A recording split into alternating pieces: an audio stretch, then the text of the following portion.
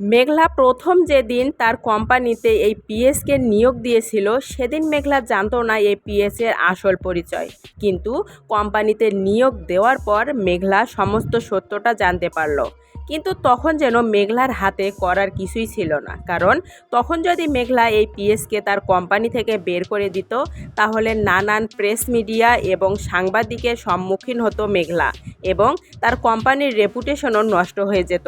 যে কারণে মেঘলা একটা সঠিক সময়ের অপেক্ষা করত এবং সেদিনই সে এই পিএসকে কোম্পানি থেকে গলা ধাক্কা দিয়ে বের করে দিত, কারণ মেঘলা জানতে পেরে গেছে তার এই পিএস রাতুলের গার্লফ্রেন্ড এবং ষড়যন্ত্র করার জন্যই সে এসেছে মেঘলার কোম্পানিতে।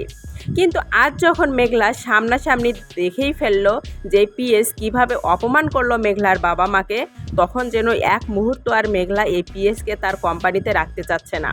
কিন্তু এই পিএস সেও যেন নাছোড়বান্দা, কিছুতেই মেঘলার কোম্পানি থেকে বেরিয়ে যেতে চাচ্ছে না। যে কারণে সে একবার মেঘলার পায়ে ধরে ক্ষমা চাইছে, অপরদিকে মেঘলার বাবা মার কাছেও ছুটে গিয়ে হাতে পায়ে ধরে ক্ষমা চাইছে, যাতে এই কোম্পানিতেই সে থাকতে পারে।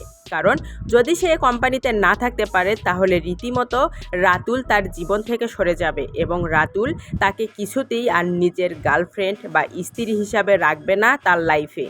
যে কারণে যে কোনো চেষ্টাতেই এই পিএস থাকতে চাচ্ছে মেঘলার কোম্পানিতে। কিন্তু মেঘলাও নাছোড়বান্দা, সে যেন কিছুতেই তার বাবা মাকে অপমান করার জন্য এই পিএসকে আর রাখবে না তার কোম্পানিতে।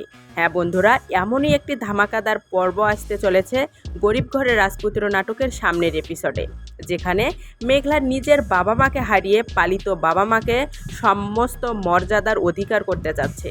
এমনকি শুধু তাই নয়, এবার যেন মেঘলা তার বাবা মাকে পুরো কোম্পানির স্টাফদের সঙ্গে পরিচয় করে দেবে, এবং যাতে করে পরবর্তী সময়ে তার বাবা মাকে কেউ অপমান করতে না পারে এমন সমস্ত ব্যবস্থাই মেঘলা করবে। তো বন্ধুরা, আপনাদের জন্য আমরা আরেকটি নতুন ভিডিও আনবো, যেখানে আপনারা আরও বিস্তারিত সহকারে সমস্তটা জানতে পারবেন কি ঘটতে চলেছে আদৌ মেঘলার কোম্পানিতে। আদৌ কি তার বাবা মা সম্পূর্ণ মর্যাদা পাবে তার অফিসে? অপরদিকে অনিক, সে আবার মেঘলার কোম্পানিতে আসবে, কিন্তু স্বামীর পরিচয় নিয়ে নয়। অনিক এবং মেঘলার সেই পর্বটি হতে চলেছে যেন আরও ধামাকাদার। তো সমস্ত আপডেট ভিডিও পেতে আমাদের চ্যানেলটি সাপোর্ট করে পাশে থাকুন। ভিডিওটি ভালো লাগলে লাইক, কমেন্ট, শেয়ার করুন। নতুন ভিডিও দেখার পাশে থাকুন।